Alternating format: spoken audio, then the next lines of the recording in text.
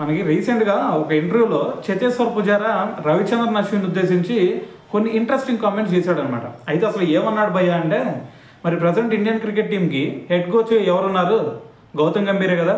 అయితే దాని తర్వాత ఫ్యూచర్లో ఇదే ఇండియన్ క్రికెట్ టీంకి హెడ్ కోచ్గా రవిచంద్రన్ అశ్విన్ అయ్యే ఛాన్స్ ఉంది అని చెప్పేసి ఒక స్టేట్మెంట్ ఇచ్చాడు.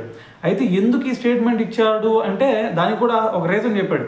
అదేంటంటే ఇప్పుడు ఇండియన్ క్రికెట్ టీంలో రవిచంద్రన్ అశ్విన్ రోల్ చూసుకుంటే ఒక రకంగా చెప్పాలంటే అతనిది ఆల్రౌండర్ షోనే. మరి ఇటువంటి ఆల్రౌండర్కి ఖచ్చితంగా ఇండియన్ టీంకి హెడ్ కోచ్గా చేసే ఆ ఎబిలిటీ ఉంది.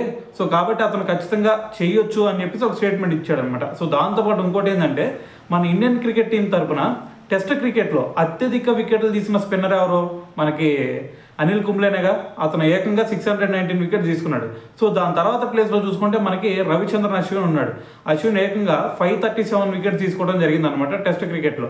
సో మరి ఇంత అనుభవం, దాని తర్వాత ఇంత మంచి ఎబిలిటీ ఉన్న ప్లేయరు సో ఖచ్చితంగా ఎట్టి పరిస్థితుల్లో మరి ఫ్యూచర్లో మరి ఇండియన్ టీంకి హెడ్ కోచ్గా మారతాడు అని చెప్పేసి చేతేశ్వర్ పుజారా అయితే మాట్లాడడం జరిగింది అనమాట. సో మరి ఇదంతా విన్నారు కదా. సో మరి రవిచంద్రన్ అశ్విన్కి ఆ ఎబిలిటీ ఉందా లేదా? సో మరి దీని గురించి మీరేమనుకుంటున్నారు అనేది కూడా తెలియాలి కదా.